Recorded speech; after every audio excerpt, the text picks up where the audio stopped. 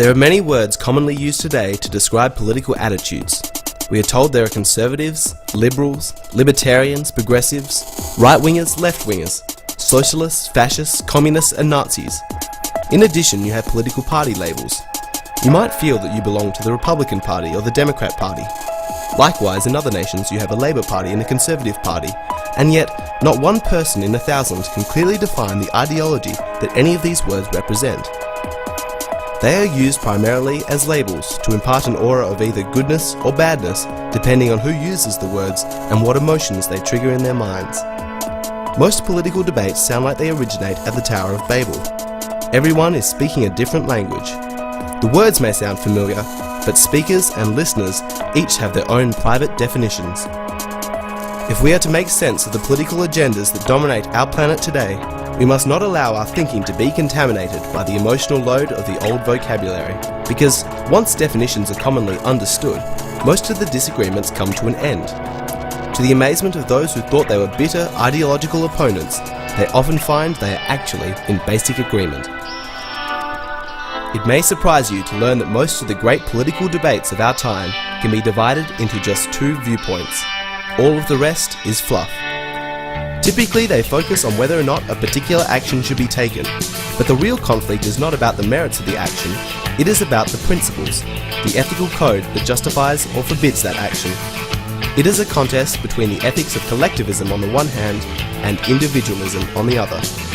Those are words that have meaning, and they describe a philosophical chasm that divides the entire Western world. The one thing that is common to both collectivists and individualists is that the vast majority of them are well-intentioned. They want the best life possible for their families, for their countrymen, and for mankind. They want prosperity and justice for their fellow man. Where they disagree is how to bring those things about. This series will explore the research done over 45 years by Mr. G. Edward Griffin about the 5 major concepts of social and political relationships, and within each of them, the opposite viewpoints of collectivism and individualism.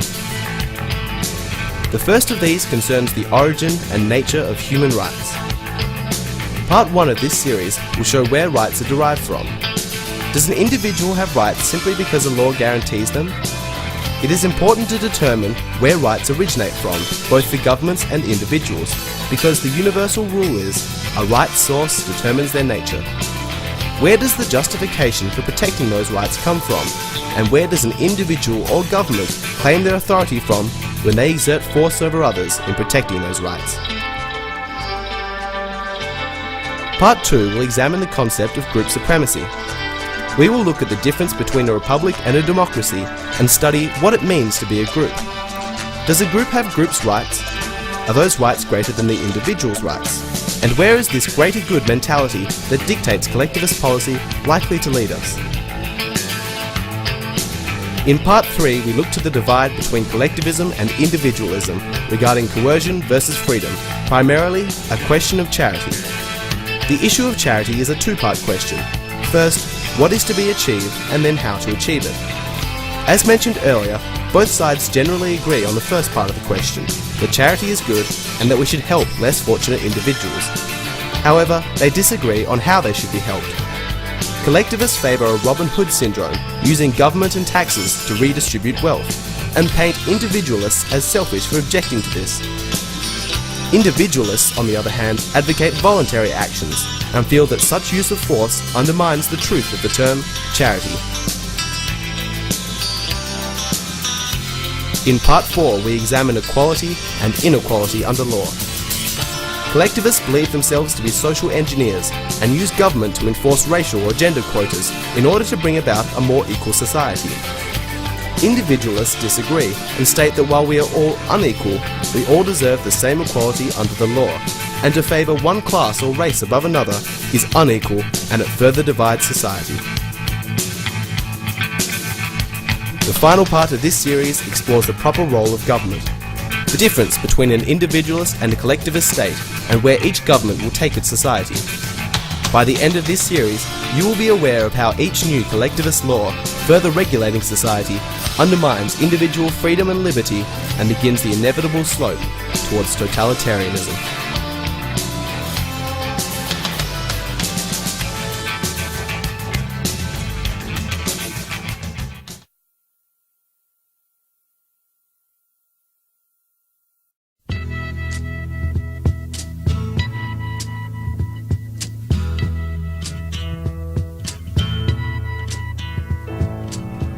Collectivists and individualists both agree that human rights are important, but they differ over how important compared to other values, and especially over the origin of those rights.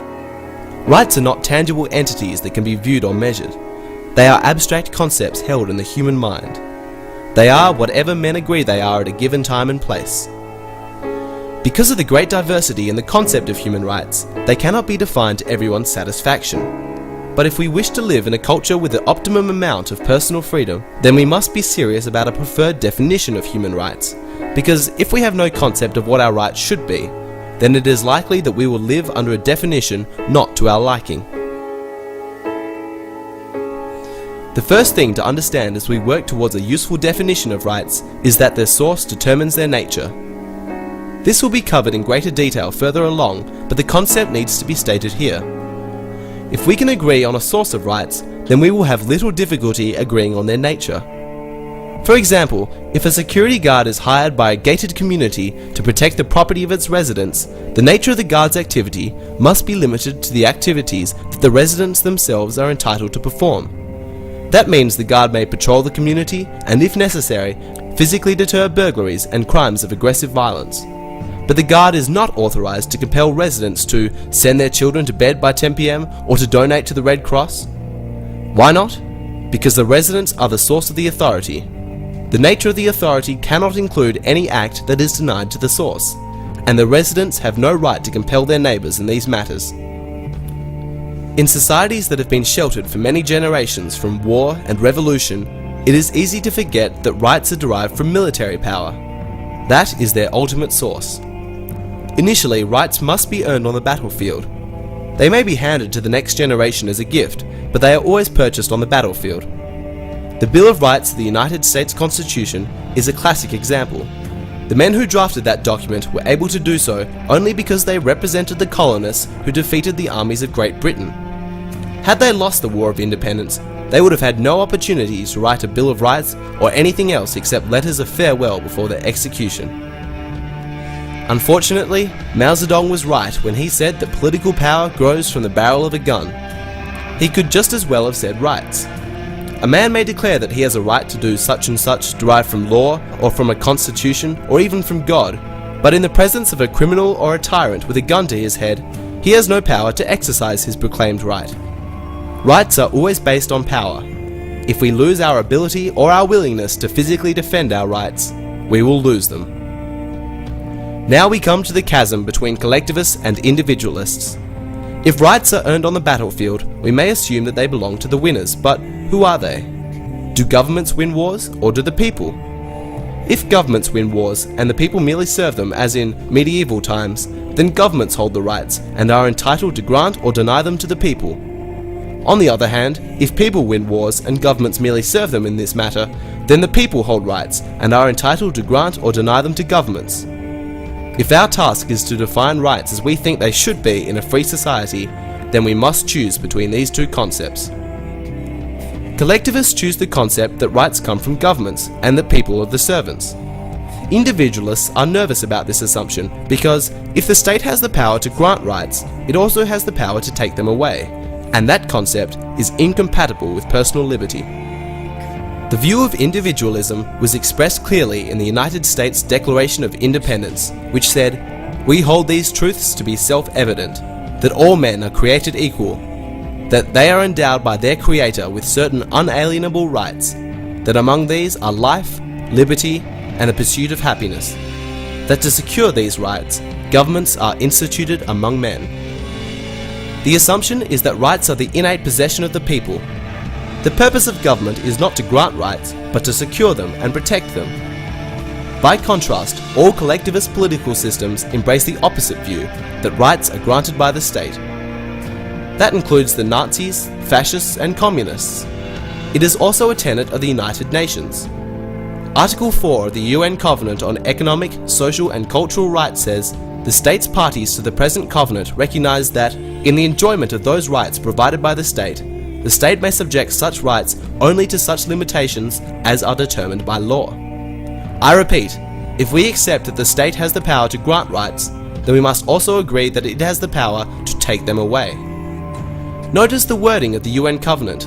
After proclaiming that rights are provided by the state, it then says that those rights may be subject to limitations as are determined by law.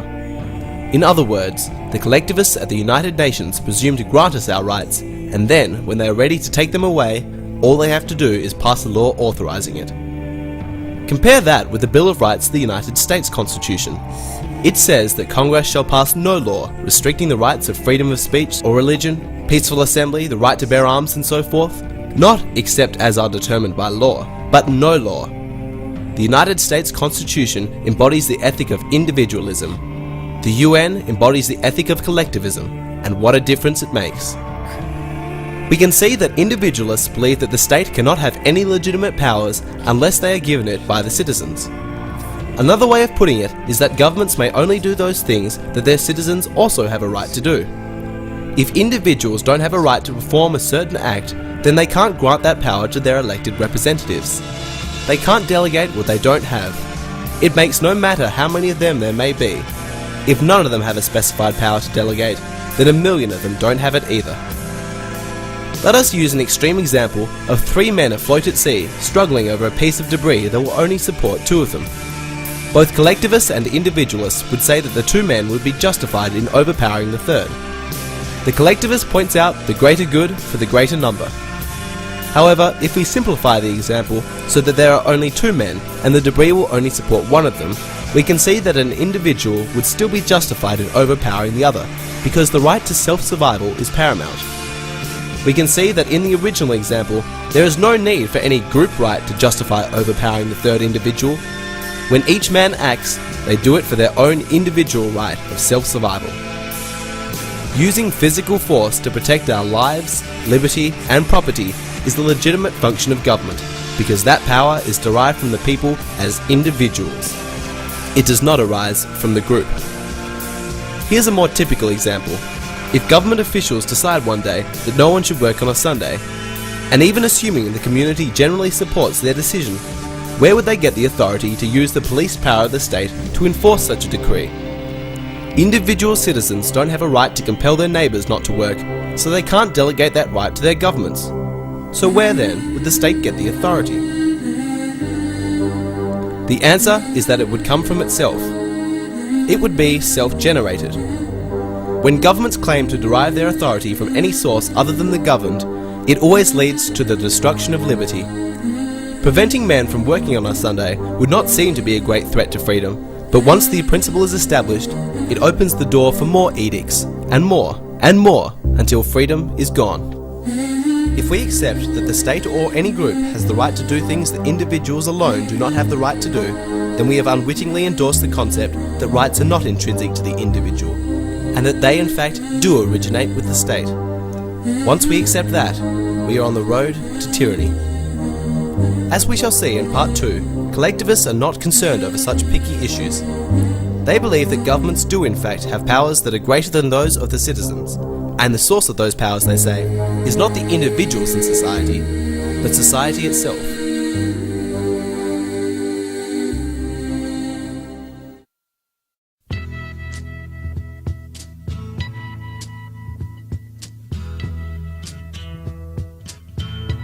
The next concept that divides collectivism from individualism is group supremacy. Collectivism is based on the belief that the group is more important than the individual. According to this view, the group is an entity of its own, and it has rights of its own. Furthermore, those rights are more important than individual rights. Therefore, it is acceptable to sacrifice individuals if necessary for the greater good of the greater number. Who can object to the loss of liberty if it is justified as necessary for the greater good of society? The ultimate group is, of course, the state. Therefore, the state is more important than individual citizens, and it is acceptable to sacrifice individuals if necessary for the benefit of the state. This concept is at the heart of all modern totalitarian systems, built on the model of collectivism. Individualists, on the other hand, argue that there is no such thing as a group. You can't touch a group, you can't see a group. All you can touch and see are individuals. The word group is an abstraction that does not exist as a tangible reality. It's like the abstraction called a forest. Forests do not exist. Only trees exist. Forest is the concept of many trees. Likewise, the word group merely describes the abstract concept of many individuals. Only individuals are real, and therefore there is no such thing as group rights. Only individuals have rights. Just because there are many individuals in one group and only a few in another does not give a higher priority to the individuals in the larger group, even if you call it the state. A majority of voters do not have more rights than the minority. Rights are not derived from the power of numbers. They do not come from the group. They are intrinsic with each human being. When someone argues that individuals must be sacrificed for the greater good of society, what they are really saying is that some individuals are to be sacrificed for the greater good of other individuals. The morality of collectivism is based on numbers. Anything may be done so long as the number of people benefiting is supposedly greater than the number of people being sacrificed. I say supposedly because, in the real world, those who decide who is to be sacrificed don't count fairly. Dictators always claim that they represent the greater good of the greater number, but in reality, they and their support organisations usually comprise less than 1% of the population. The theory is that someone has to speak for the masses and represent their best interest because they are too dumb to figure it out for themselves. So collectivist leaders, wise and virtuous as they are, make decisions for them. In this way, it is possible to explain any atrocity or injustice as a necessary measure for the greater good of society. Modern totalitarians always parade themselves as humanitarians. Because individuals do not accept group supremacy, collectivists often portray them as being selfish and insensitive to the needs of others. That theme is common in schools today. If a child is not willing to go along with the group, he is criticized as being socially disruptive and not a good team player or a good citizen. But individualism is not based on ego. It is based on principle. If you accept the premise that individuals may be sacrificed for the group, you have made a large mistake on two counts. First, individuals are the essence of the group, which means the group is being sacrificed anyway, piece by piece.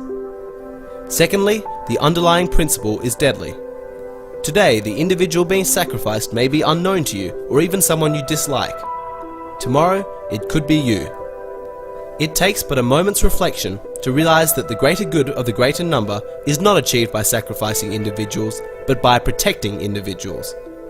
Society is best served by individualism, not collectivism. We are dealing here with one of the reasons that people make a distinction between republics and democracies. In recent years, we have been taught to believe that a democracy is the ideal form of government. Supposedly, that is what was created by the American Constitution. But closer examination of the documents and the speech transcripts of the men who wrote the Constitution, you find that they spoke very poorly of democracy. They said in plain words that a democracy was one of the worst possible forms of government, and so they created what they called a republic. That is why the word democracy doesn't appear anywhere in the Constitution, and when Americans pledge allegiance to the flag, it is to the republic for which it stands, not the democracy. The reason this is important is that the difference between a democracy and a republic is the difference between collectivism and individualism. In a pure democracy, the majority rules. Consider a lynch mob. There is only one person with a dissenting vote, and he is at the end of a rope. That is pure democracy in action. A republic is a government based on the principle of limited majority rule, so that the minority, even a minority of one, will be protected from the whims and passions of the majority. Republics are often characterized by written constitutions that spell out the rules that make that possible. That was the function of the American Bill of Rights, which is nothing more than a list of things that the government may not do. It says that Congress, even though it represents the majority, shall pass no law denying the minority their rights to free exercise of religion, freedom of speech, peaceful assembly, the right to bear arms, and other unalienable rights. These limitations on majority rule are the essence of a republic, and they are also at the core of the ideology called individualism. There is another major difference between these two concepts. Collectivism on the one hand, supporting any government action so long as it can be said to be for the greater good of the greater number, and individualism on the other hand, defending the rights of the minority against the passions and greed of the majority. In the next part of this series, we look to the divide over coercion versus freedom. we will examine the collectivist morality that justifies the use of force to deprive individuals from private property, if it is for charitable reasons, and the individualist morality that believes that voluntary actions are at the core of the term charity.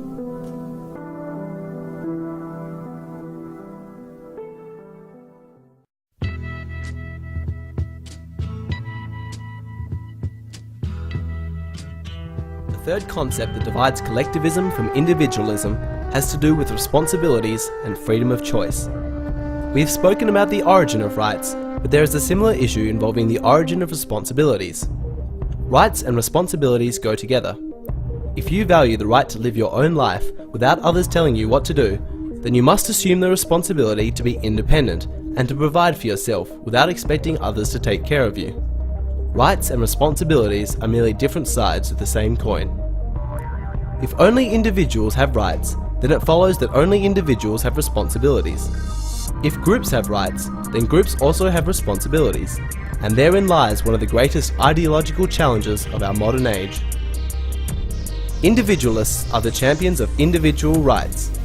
Therefore, they accept the principle of individual responsibility rather than group responsibility. They believe that everyone has a personal and direct obligation to provide first for himself and his family, and then for others who may be in need. That does not mean that they don't believe in helping each other. Just because someone is an individualist does not mean that they would have to move something like their piano by themselves. It just means that moving it is their responsibility, not someone else's, and it's up to them to organise the voluntary assistance of others. The collectivist, on the other hand, declares that individuals are not personally responsible for charity, for raising their own children, providing for aging parents, or even providing for themselves. These are group obligations of the state. The individualist expects to do it himself, and the collectivist wants the government to do it for him, to provide employment and healthcare, a minimum wage, food, education, and a decent place to live. Collectivists are enamoured by government. They worship it and are fixated by government as the ultimate group mechanism to solve all problems. Individualists do not share this faith, and they see government as the creator of more problems than it solves. They believe that freedom of choice will lead to the best solution of social and economic problems by comparing millions of ideas and efforts, each one subject to trial and error and competition. The results are far superior to what can be achieved by a group of politicians or a committee of so-called wise men. By contrast, collectivists do not trust freedom. They are afraid of freedom.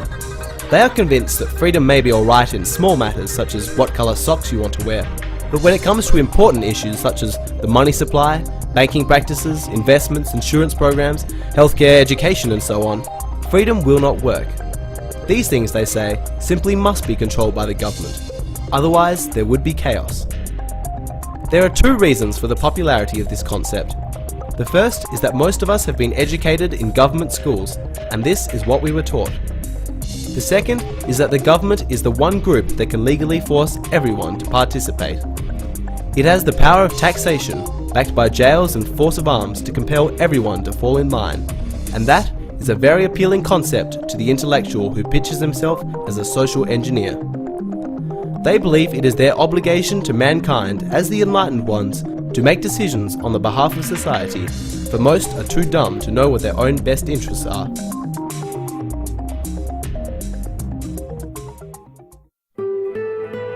Individualists also believe that they are right, and that the masses seldom do what they should, but they do not accept that you can force people to comply with your will. To do this would be to establish a principle that would open the door for others, representing larger groups, to compel them to act as they decree, and that would be the end of freedom. One of the quickest ways to spot a collectivist is to see how he reacts to public problems. No matter what bothers him in his daily routine, whether it's littering the highway, smoking in public, dressing indecently, bigotry, or even sending out junk mail, his immediate response is, "There ought to be a law." Of course, the professionals in government who make a living from coercion are more than happy to cooperate. The consequence is that government just keeps growing and growing. It is a one-way street. Every year there are more and more laws and less freedom. Each law by itself seems relatively benign, justified by some convenience or for the greater good of the greater number, but the process continues forever until government is total and freedom is dead. Bit by bit, the people themselves become the solicitor of their own enslavement. A good example of this collectivist mindset is the use of government to perform acts of charity. Most people believe that we have a responsibility to help others in need. But what about those who disagree? Those who couldn't care less about the needs of others? Should they be allowed to be selfish while the rest of us are so generous? The collectivist sees people like this as justification for the use of coercion, because the cause is so worthy. Of course, not all of it gets to the poor. It takes a giant bureaucracy to administer a public charity, and the individuals in government have become accustomed to a large portion of that wealth, while the rest are grateful for whatever they can get. They don't care how much is consumed in the process because, after all, it was stolen from someone else anyway. We all know the biblical story of the Good Samaritan who stopped to help a stranger who had been robbed and beaten. But what would we think if the Samaritan had pointed his sword at the next traveller and threatened to kill him if he didn't also help? At that point, the Samaritan would have been no different to the original robber, whose motive for attacking the victim could well have been to feed his family or to afford a better doctor for his wife. Regardless, a crime done for virtuous motives is a crime nonetheless. When coercion enters, charity leaves. Individualists believe that a person should be free not to be charitable. If they prefer to give to a different charity, if they prefer to give a smaller amount, or if they prefer not to give at all, there is no right to force him to our will. We may try to persuade him, we may appeal to his conscience, and especially we may show the way by our own good example. But individualists reject any attempt to gang up on him, either by physically restraining him while removing money from his pockets, or by using the ballot box to pass laws that will take his money through taxation. In either case, the principle is the same. It's called stealing. Collectivists would have you believe that individualism is merely another word for selfishness, because individualists oppose welfare and other forms of coercive redistribution of wealth. But just the opposite is true. Individualists advocate true charity, which is the voluntary giving of their own money, while collectivists advocate the coercive giving of other people's money, which is of course why it is so popular. One of the most popular slogans of Marxism is, "From each according to his ability, to each according to his need." That is the cornerstone of theoretical socialism, and it is a very appealing concept, but it is incomplete. The unanswered question is, how is this to be accomplished? Shall it be in freedom or through coercion? For the individualist, a worthy objective does not justify committing theft and surrendering freedom, while for the collectivist, the ends justify the means. In the next part of this series, we examine equality and inequality under law. We will study how collectivists use government for welfare and to enforce racial or gender quotas in order to bring about a more equal society, and also the opposite view of individualism, that regardless of personal inequalities of means or circumstance, we all deserve the same equality under the law.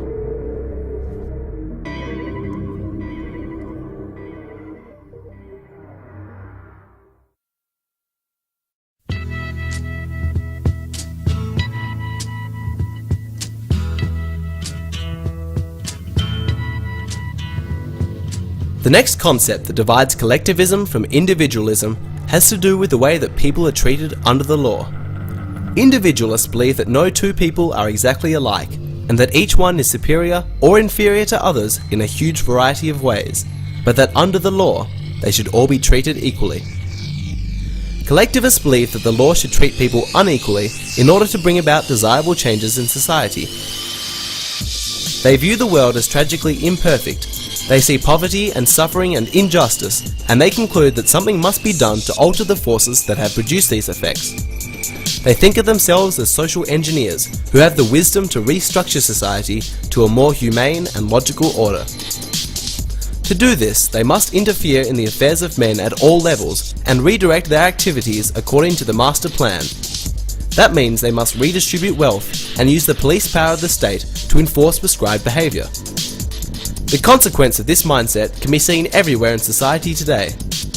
Almost every country in the world has a tax system designed to treat people unequally depending on their income, their marital status, the number of children they have, their age, and even the type of investments they may have. The purpose of this arrangement is to redistribute wealth, which means to favour some classes over others. In some cases, there are bizarre loopholes written into the tax laws just to favour one corporation or one politically influential group. Other laws provide tax exemption and subsidies to favoured groups or corporations.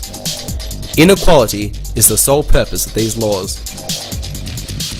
In the realm of social relationships, there are laws to establish racial quotas, gender quotas, affirmative action initiatives, and to prohibit expressions of opinion that may be objectionable to some group or to the master planners. In all of these measures, there is an unequal application of the law based on what group or class you happen to be in, or on what opinion you hold.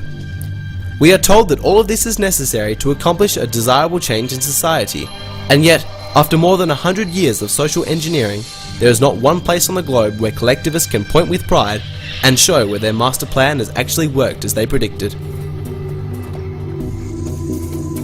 Let us use an example of a basketball league, where some of the teams were forced during the last season to play with one arm tied behind their backs, while others could play without constraint. Of course, neither individualists nor collectivists would consider this arrangement fair.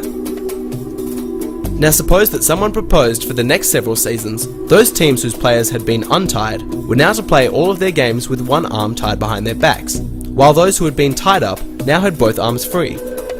Is the arrangement now fair? Before we answer, let's improve the analogy. Let's observe that there has been a complete turnover of players.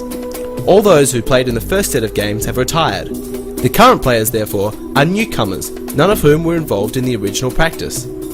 Let's ask again, is the arrangement now fair? It is important to identify one crucial premise in this example. It identifies the players as individuals rather than members of a collective team.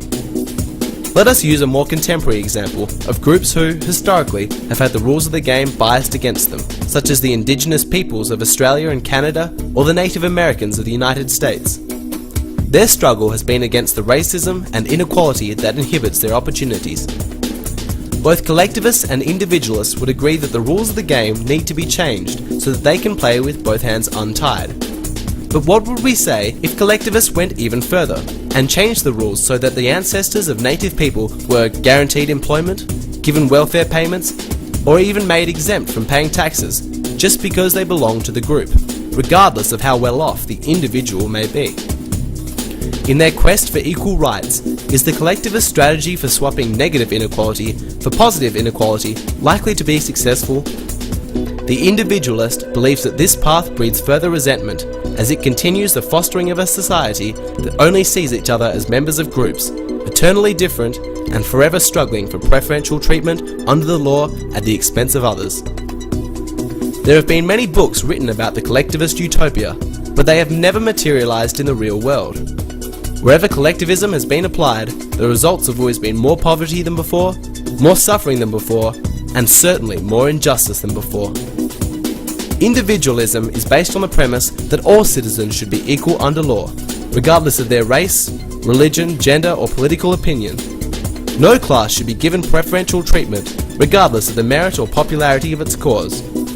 To favour one class over another is not equality under law. In the final part of this series, we explore the proper role of government. We look at the difference between an individualist and a collectivist state, and where each government will take its society.